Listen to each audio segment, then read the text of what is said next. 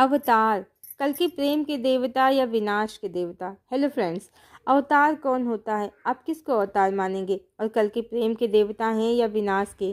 पहले यही जानेंगे कि कल के प्रेम के देवता हैं या विनाश के। तो ये तो सच है कि जितनी भी किताबें या ग्रंथ हैं भगवान कल्कि पर, ना तो सब पूरी तरह से भगवान को डिस्क्राइब करने में सक्षम है और ना ही सब कुछ पहले से ही पता है किसी को। जब भगवान राम की क्या लीला होगी उस युग में किसी को नहीं पता था। भगवान कृष्ण की क्या लीला होगी ये भी किसी को नहीं पता था। हाँ, कंस को आकाशवाणी सुनाई दी थी कि उसका अंतकर्ता आ गया है, पर कब और कैसे वो उसका अंत करेगा इसका उसको कुछ नहीं पता था।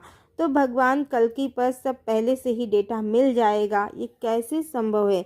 जो कुछ भी आप पढ़ रहे हैं, देख रहे हैं, सुन रहे हैं भगवान के बारे में, वो सिर्फ उनको समझने की एक कोशिश है। और राम ही कृष्ण हैं, कृष्ण ही बुद्ध हैं, सभी भगवान विष्णु के अवतार हैं, पर फिर भी एक की लीला दूसरे से बिल्कुल नहीं मिलती है, बिल्कुल नहीं मिलती है। 180 डिग्री नहीं, 360 डिग्री का अंतर हो जाता है। तो लोग जो सुन रहे हैं, जो सोच रहे हैं, यहाँ तक कि रमा पद्मा जो भी भगवान की 2 स्त्रियाँ 4 बच्चे सोच रहे हैं, कल की पुराण के कारण वो सब 360 डिग्री से बदल जाएगा। रमा पद्मा का रहस्य तो हम बता चुके हैं। ये एक माँ वैष्णवी के ही 2 रूपों की ऊर्जा को रिप्रेजेंट करेंगे और नास्तिदमस की भविष्यवाणी को भी कंप्लीटली रिलेट करेंगे। अवतार माँ वैष्णवी ही होंगी, उनके 2 नाम होंगे। सतयुग का अवतरण होना है। त्रेता, द्वापर और कलयुग वो युग हैं जिनमें धर्म के चरण घटते जाते हैं, देवी का तत्व, शक्ति का तत्व घटता जाता है। लोग ईश्वर को पुरुष समझ लेते हैं, उनके स्त्री रूप की अवहेलना करते हैं। परमात्मा का अर्धनारीश्वर स्वरूप विस्मृत हो जाता है, ईश्वर को पुरुष समझा जाता है, उनकी अनेक स्त्रियां कल्पित की जाती हैं। पर सतयुग में ऐसा नहीं होगा, इसीलिए भगवान की कहानी ही नहीं, अब अवतार भी बदल जाएगा। इसीलिए भगवान ने अपने पुरुष नहीं, स्त्री रूप को इस बार आगे रखा है।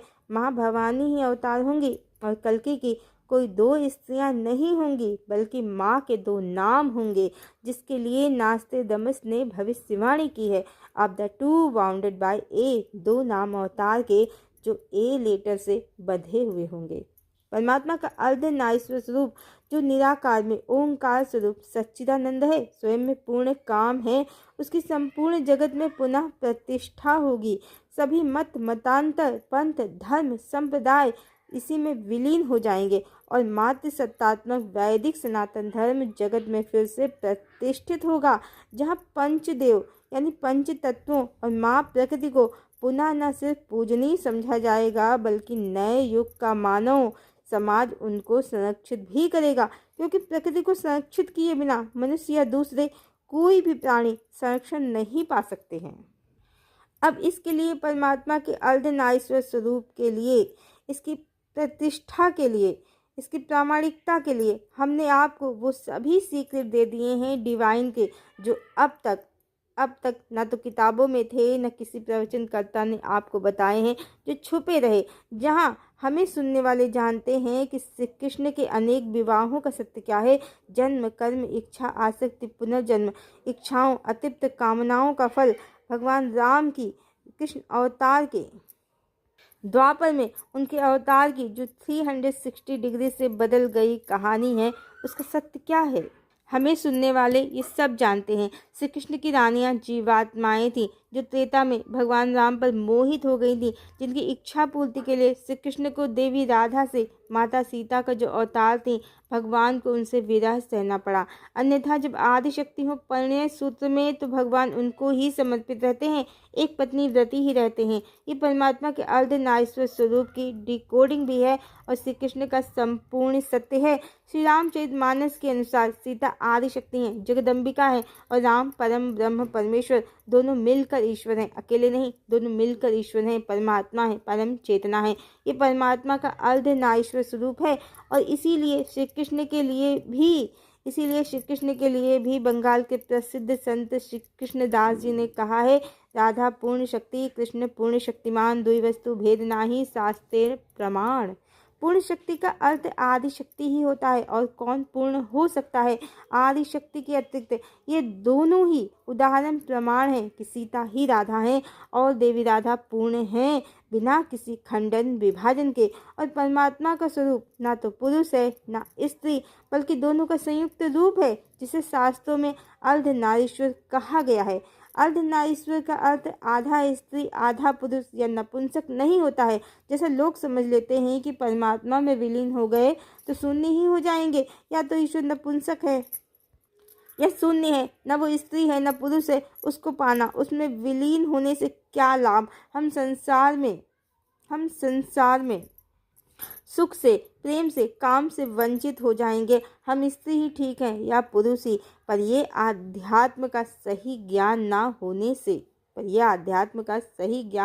से अर्धनारीश्वर का अर्थ स्त्री और पुरुष की दोनों की ऊर्जा से युक्त परमात्मा का पूर्ण काम रूप होता है। इसीलिए उन्हें ओमकार स्वरूप सच्चिदानंद कहते हैं, पूर्ण ब्रह्म कहते हैं। वो स्वयं में पूर्ण भी हैं और संयुक्त भी और पूर्ण काम भी। इसीलिए ज्ञानी जानते हैं कि कृष्ण से बड़ा कोई कामी नहीं है, कोई भोगी नहीं। पर अज्ञानी इसको दूसरे अर्थ में समझ लेते हैं, उनके भौतिक सांसारिक जीवन से जोड़ लेते हैं, जबकि ये परमात्मा का परम सत्य है। जो सुख, जो प्रेम, जो काम, जो निरंतर आनंद उनको उनकी स्त्री ऊर्जा से प्राप्त है, वो किसी जीवात्मा को नहीं है। इसीलिए उन्हें आनंदित होने के लिए किसी जीव या जीवात्मा या गोपी रानी की कोई आवश्यकता नहीं है, बल्कि वो आदि शक्ति अपने शक्ति तत्व देवी राधा से सदा आनंदित रहते हैं।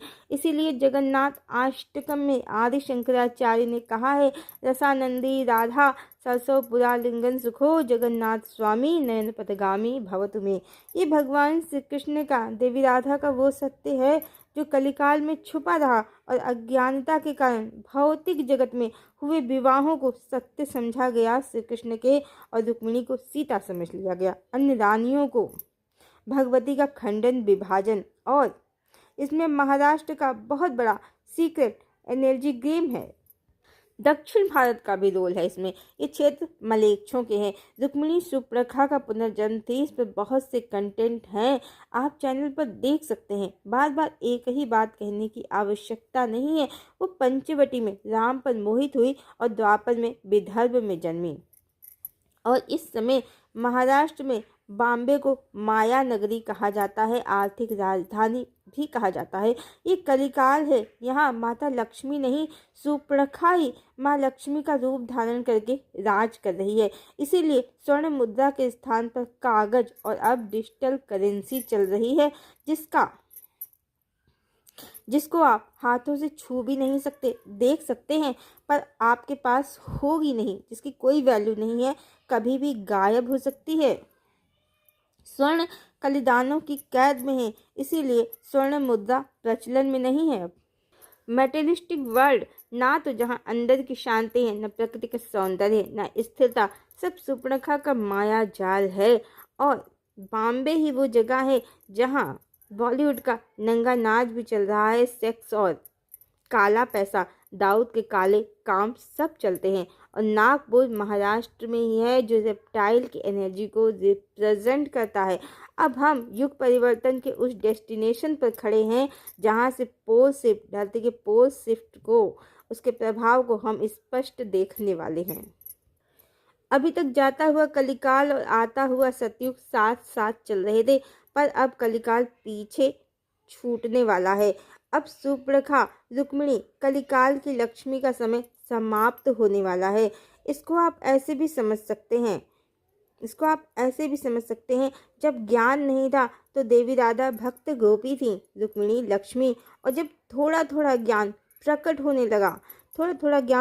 होने लगा 500 वर्ष पूर्व संत धरा पर अवतरित होने लगे। गोस्वामी तुलसीदास जी, सूरदास जी, संत हरिदास, गुरु नानक देव, संत कृष्णदास जी, देवी राधा का सत्य प्रकट होने लगा। पर अभी भी कलिकाल की ऊर्जा काम कर रही थी, और महाराष्ट्र में भी बहुत से व्यक्तित्व हुए जो श्री कृष्ण के भौतिक जीवन को ही सत्य समझते थे। उन्हें जीवात्माओं की इच्छा, कर्म, आसक्ति, उसके फल, इनका प्रभाव और इनका असर, इनकी कथा कुछ भी नहीं पता था। उनके अंदर उनके पास डिवाइन की ऊर्जा नहीं थी, हाँ लेखन की शक्ति थी। उन्होंने रुक्मिणी को ही सीता बताया और बहुत से ग्रंथ रच डाले और समझा गया इस कारण कलिकाल में कि द्वापर में माता लक्ष्मी 2 शरीरों में प्रकट हुई, जो कि असंभव है, राधा और रुक्मिणी। पर अब जो हमें सुनते हैं वो एक एक रहस्य राधा और रुक्मिणी का जानते हैं। परमात्मा की अर्धनारीश्वर ऊर्जा आदिशक्ति देवी राधा का सत्य जानते हैं। अब कलिकाल कुछ सालों में ही 5 से 10 सालों में ही पूरी तरह से समाप्त हो जाएगा। नकली लक्ष्मी का समय भी समाप्त हो जाएगा। फिर से स्वर्ण मुद्रा चलेगी दुनिया में और प्रकृति और पंच तत्व अपने शुद्धतम स्वरूप में होंगे और नकली मेटलिस्टिक वर्ल्ड का भी अंत हो जाएगा और आदिशक्ति का, देवी का, भवानी का युग प्रारंभ हो जाएगा। सतयुग डिवाइन एरा, जिसके लिए भगवान कल की देवी वैष्णवी के साथ यानी फिर से कृष्ण देवी राधा के साथ आए हैं अपना सत्य और प्रेम जगत में पुनः सत्य प्रमाणित करने। पर यह भी सच है कि राम कृष्ण से अलग हैं और कल्कि भी कृष्ण से बिल्कुल अलग होंगे और देवी वैष्णवी भी देवी राधा से बिल्कुल अलग होंगी। इस बार कहानी में स्पष्ट रूप से नायक की एक ही नायिका होगी, प्रेमी की एक ही प्रेमिका होगी और वो उसके प्रति पूर्णतया समर्पित होंगे। पर राम और सीता के बीच में विरह हुआ है, राधा और कृष्ण का विरह हुआ है और कहानी बदल गई है अब 360 डिग्री से और अब विरह से आगे होगी कहानी। इस बार मिलन होगा क्योंकि विरह हो चुका है। भगवान ने प्रेम परीक्षा दे दी है। देवी वैष्णवी की आत्मा को स्वयं में मर्ज करके पूर्ण परमात्मा की ऊर्जा को प्राप्त कर लिया है, जिसके कारण अब मटेरियलिस्टिक वर्ल्ड का अंत प्रारंभ हो गया है। जब सतयुग प्रारंभ हो जाएगा, पूर्ण रूप से धरा पर अवतरित हो जाएगा, तो लोगों ईश्वर और उनकी वास्तविक प्रेम कहानी और मिलन का सब सत्य ज्ञात हो जाएगा, क्योंकि ईश्वर का, प्रेम का, परमात्मा का, चेतना का परम सत्य है। इसीलिए कल की प्रेम और समर्पण के देवता हैं। कहानी 360 डिग्री से बदल गई है। जो द्वापर, त्रेता और कलिकाल में छुपा रहा वो अब प्रकट होगा, जो धरा पर पोल शिफ्ट की चल रही प्रक्रिया का परिणाम है। धरती की एनर्जी शिफ्ट हो रही है, वो डिवाइन एनर्जी की ओर बढ़ रही है। अंधकार से प्रकाश के युग की तरफ धरती बढ़ रही है। तो कल की प्रेम के देवता हैं, समर्पण के देवता हैं और किसी एक को समर्पण ही प्रेम का आदर्श है। ये आदर्श परमात्मा अपनी प्रेम कहानी से धरती लोक पर पुनः स्थापित करेंगे। अब जो सतयुग का आधार है, मानव सभ्यता के सुसंस्कृत होने के लिए आवश्यकता है। अब कल की विनाश के देवता भी हैं। अभी हमने आपको बताया कि महाराष्ट्र में बॉलीवुड का नंगा नाच, ब्लैक मनी, व्याभिचार के काले धंधे चलते हैं, जो सुपर्णरेखा की राजधानी है। और नागपुर वो स्थान है जो रेप्टाइल एनर्जी को शो करता है। साउथ मलेच्छों की भूमि है, दक्षिण भारत मलेच्छों की भूमि है। ये सभी स्थान इसीलिए परमात्मा के अर्धनारीश्वर स्वरूप को, राधा कृष्ण को स्वीकार नहीं करते हैं और दक्षिण भारत में श्री कृष्ण का अब्राह्मिक स्वरूप पूजा जाता है, जो असत्य है। उनके सत्य को ना जानकर, उनकी भौतिक कहानी को सत्य समझकर वो श्री कृष्ण की 2 पत्नियां मुख्य मानते हैं, रुक्मिणी श्रीदेवी और सत्यभामा भूदेवी। जबकि हमने आपको बताया कि सत्यभामा पाताल लोक के शासक अहिरावण महिरावण की पत्नी नाग कन्या चंद्रसेना का पुनर्जन्म थी और रुक्मिणी सुपर्णरेखा का। ये सब क्षेत्र मलेच्छों के हैं। इसीलिए परमात्मा के अर्धनारीश्वर स्वरूप को नहीं पूजते हैं। ईश्वर की 2-4 हजार पत्नियां कल्पित करते हैं और इसीलिए इनके कल्चर में असुरों की भांति cousins marriage, brother sister marriage भी इनके कल्चर में प्रचलित है, जैसा कि आप अब्राह्मिक धर्मों में भी देखते हैं। जबकि उत्तर भारत में ऐसा नहीं है। अब एनर्जी ट्रांसफॉर्मेशन और पोल शिफ्ट को आप देखिए। पिछले 100 वर्षों से नागों और देवों की ऊर्जा साथ साथ काम कर रही थी। युग परिवर्तन के लिए नागों की ऊर्जा यानी रेप्टाइल्स की ऊर्जा जो न्यू वर्ल्ड ऑर्डर के लिए पूरी दुनिया में काम कर रही है और देवों की ऊर्जा यानी देवी की ऊर्जा, डिवाइन एनर्जी, जो चेतना के सत्य को संपूर्ण जगत में प्रकाशित करने के लिए डिवाइन एरा के लिए काम कर रही है। अभी तक दोनों एनर्जी युग परिवर्तन के लिए साथ साथ काम कर रही थी और इसीलिए जो संस्था गायत्री परिवार जो हरिद्वार से चलती है, देवभूमि से चलती है, वो जुड़ी रही नागपुर की उस संस्था से, आरएसएस से, जो मटेरियलिस्टिक वर्ल्ड तक ही सीमित है। ये दोनों एक होकर अब तक काम कर रही थी। अभी तक गायत्री परिवार लोगों की चेतनाओं को उच्च करने की दिशा में ही काम कर रहे हैं, जबकि आरएसएस और इससे रिलेटेड जो भी संस्थाएं हैं, पार्टियां हैं, वो अपना वर्चस्व कायम करके मटेरियलिस्टिक वर्ल्ड को दुनिया में बनाए रखने के लिए और एक विशेष टारगेट के लिए ही काम कर रहे हैं, जहां जाति, भाषा और धर्म के नाम पर देश में आए दिन विवाद क्रिएट किए जाते हैं। आप स्वयं समझिए, 10-12 सालों से इनका ही शासन है, पर देश में घुसपैठिए कैसे प्रवेश कर गए हैं, जिस पर ये विवाद करते हैं। हिंदू मुस्लिम तो करते ही हैं। जब से महाराष्ट्र में इनका शासन हुआ है, हिंदी मराठी विषय भी विवाद बन गया है। यहाँ तक कि महाराष्ट्र में जो मंदिर है रुक्मिणी विट्ठल का, उसमें भी हिंदी मराठी विवाद हो गया है कि हिंदी बोलने वालों को प्रवेश नहीं मिलेगा। मंदिर परिसर में मंदिर में आकर मराठी ही बोलना होगा। ये सब रेप्टाइल एनर्जी है। ये सरकार ना तो दुर्घटनाओं पर लगाम लगाती है, न स्त्री अपराधों पर, न अपराधों पर, और भाषा तक के विवाद इसके शासित राज्यों में हो रहे हैं। देश टूटता ही जा रहा है। दक्षिण भारत में क्रिश्चियन बढ़ते ही जा रहे हैं।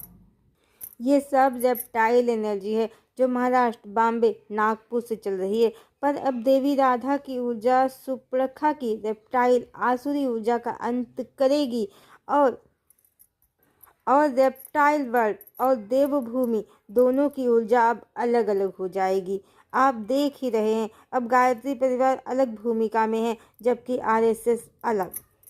युग परिवर्तन का ये विशेष समय है। परमात्मा समाज को जाति, धर्म, भाषा, क्षेत्र के विवाद में खंडित करने नहीं, सबको एक करने आए हैं। ईश्वर के सत्य स्वरूप भी धरा पर स्थापित करने और साथ ही संसार को प्रेम के एक सूत्र में पिरोने आए हैं, मैत्रेय बनकर।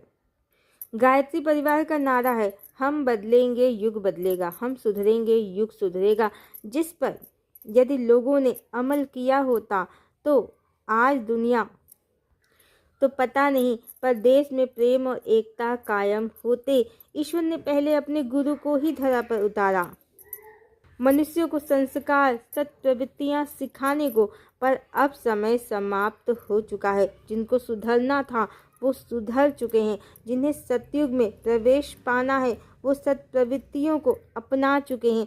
बाकी लोगों के लिए अब काल की गति निश्चित है।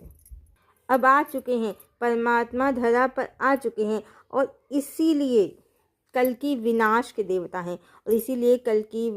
देवता हैं। गुरुदेव ने पहले ही बताया है कि जब भी परमात्मा धरा पर आते हैं तो विनाश होता ही है, जनहानि होती ही है, प्रलय आता ही है। ईश्वर ने मनुष्यों को समय दिया था पूरे 100 साल का सुधरने का। यदि मनुष्य स्वयं से सुधर जाते तो धरती पर अपने आप सतयुग प्रारंभ हो जाता। यदि मनुष्य ईश्वर के सत्य स्वरूप माँ आदि शक्ति से संयुक्त उनके अर्धनारीश्वर स्वरूप को पूजते, व्याभिचारी ना बनते, भोगवाद, पाखंड, आडंबर, ईर्ष्या, द्वेष, नफरत का व्यापार ना करते, प्रकृति, जल, वायु, पंच तत्वों को शुद्धतम स्वरूप में ग्रहण करते, उनका शोषण और दोहन ना करते, तो कलिकाल व्यापक नहीं होता और सतयुग स्वयं आ जाता। पर मनुष्यों ने अपनी करतूतों से देवी राधा का सत्य शास्त्रों से मिटाकर, सुपर्णखा को माँ लक्ष्मी बनाकर, श्री कृष्ण की रानियों को माँ का विभाजन बनाकर, परमात्मा की अनेक स्त्रियां कल्पित करके समाज में भोगवाद को, व्याभिचार को पैदा करके श्री कृष्ण का सत्य शास्त्रों से मिटाकर, जगदम्बिका का अनादर करके, प्रकृति और पंच तत्वों, धरती माता का दोहन और शोषण करके, माँ प्रकृति को नुकसान पहुंचाकर सभी तत्वों को पृथ्वी और आकाश को भी दूषित करके मन, वाणी, विचार, भावनाओं सब पर आसुरी बुद्धि को धारण करके परमात्मा को अत्यंत क्रोधित कर दिया है। और अब इसीलिए उन्हें अवतरित होना पड़ा है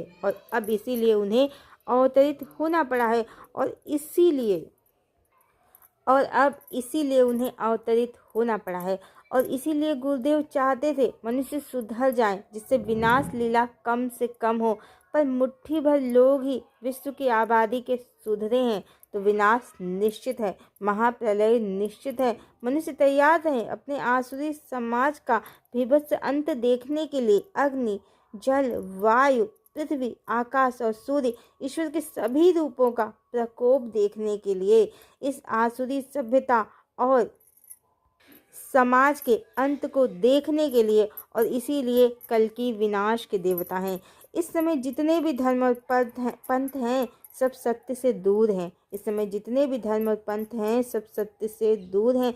ना तो ये शक्ति के महत्व को जानते हैं, ना माँ प्रकृति और पंचित तत्वों के।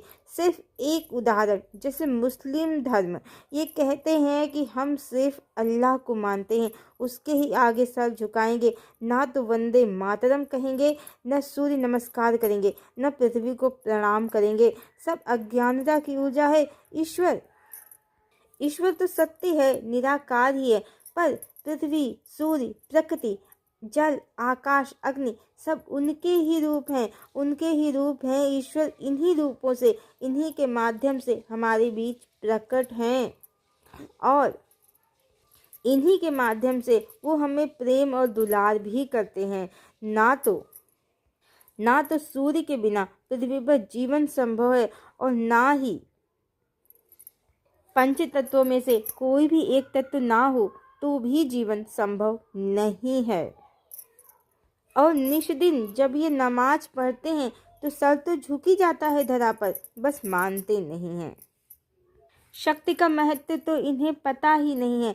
इसीलिए स्त्रियों में माँ के स्थान पर भोग की वस्तु ही नजर आती है। इसीलिए जीवों को मार कर खा जाते हैं और कहते हैं कि अल्लाह ने ये सब बनाए हैं सिर्फ हमारे खाने पीने मज़े के लिए।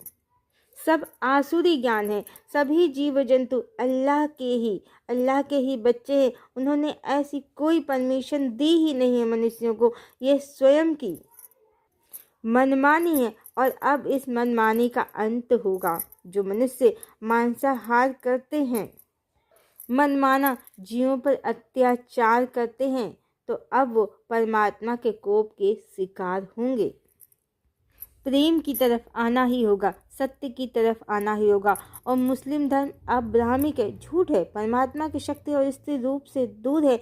एनर्जी के जानकार तो इसे शुक्राचार्य का धर्म भी कहते हैं, क्योंकि वही मना करते हैं पंच तत्वों की उपासना को। असुर गुरु ही मना करते हैं प्रकृति और पंच तत्वों की उपासना को, शक्ति की आराधना को, और स्वयं को ही भगवान कहते हैं और कहते हैं कि भगवान पुरुष होता है और वो कभी धरती पर आता नहीं है, वो कभी दिखता नहीं है। जबकि हमारे ग्रंथ कहते हैं राम अवतरित होते हैं, कृष्ण अवतरित होते हैं, राम अवतरित होते हैं, उनकी पत्नी अवतरित होती हैं, सीता अवतरित होती हैं, दोनों मिलकर भगवान हैं। सिया राम में सब जग जानी, करहूँ प्रणाम जोर जुग पाणी।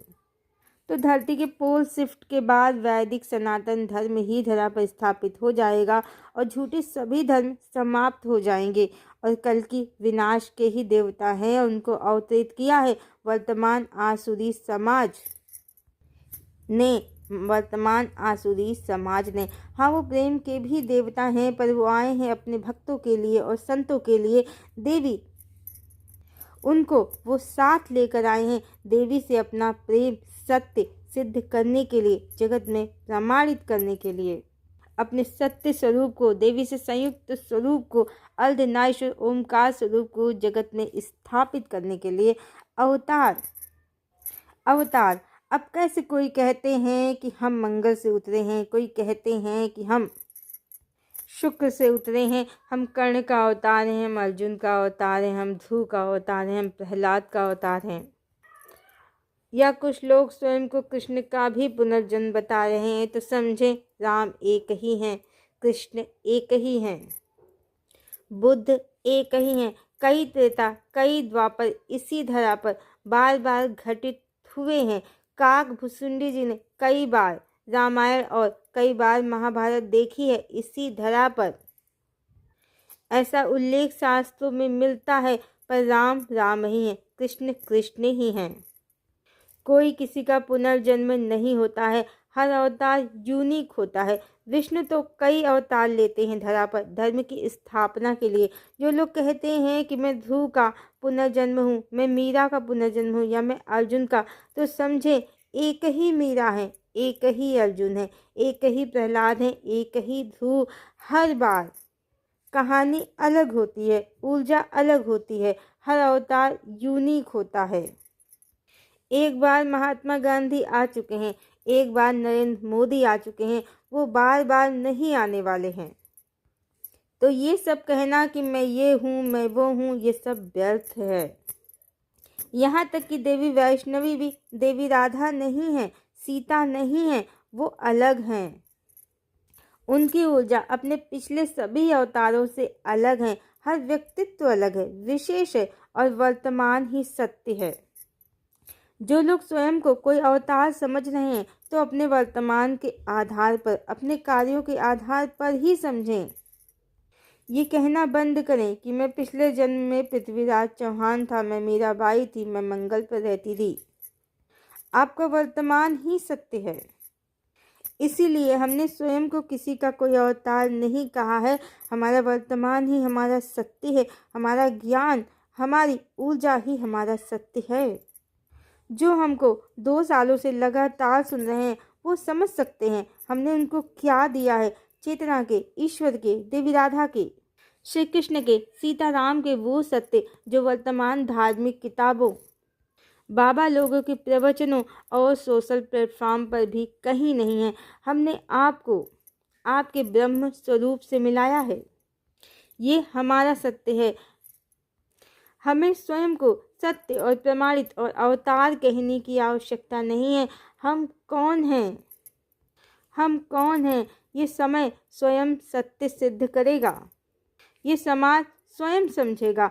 और जो लोग भी स्वयं को सोशल प्लेटफॉर्म पर कल की वैष्णवी कह रहे हैं, उनके लिए भी ज्ञान, परम ज्ञान। यदि भगवान को स्वयं कहना पड़े कि मैं भगवान हूँ, तो इसमें भगवान की फिर कोई महिमा नहीं है। ईश्वर कभी भी नहीं कहेंगे वो भगवान हैं, कल की कि वो कल की हैं, वो वैष्णवी हैं। ईश्वर कभी नहीं कहेंगे कि वो भगवान हैं, कल की हैं, वैष्णवी हैं। उनको ना तो ये कहने की आवश्यकता है, ना उनको ये पसंद है। मनुष्यों का मन है स्वयं को महिमा मंडित करना। मनुष्यों का मन है स्वयं को महिमा मंडित करना। भगवान तो अपना लक्ष्य लेकर आए हैं, अपना प्रेम अपनी देवी को लेकर आए हैं। उनसे अपना प्रेम सत्य सिद्ध किया है। इसे जगत भी जानेगा। भविष्य में वो उनको लेकर परम धाम चले जाएंगे, सत्युग को धरा पर स्थापित करके। वो प्रेम के देवता हैं। उनका पहला कार्य यही है।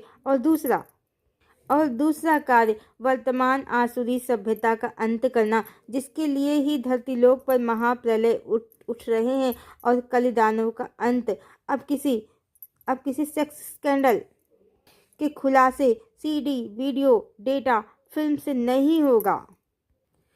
कलिदानों ने अपनी शक्तियाँ, अपना प्रभाव, अपना रूप बढ़ा लिया है। उसका अंत अब कल की ही करेंगे। पहले उसके मटेरियलिस्टिक वर्ल्ड का अंत होगा, फिर कलिदानों का, फिर धरा पर सत्युग की स्थापना होगी, जिसके लिए ही परमात्मा अवतरित हैं। हरिओम।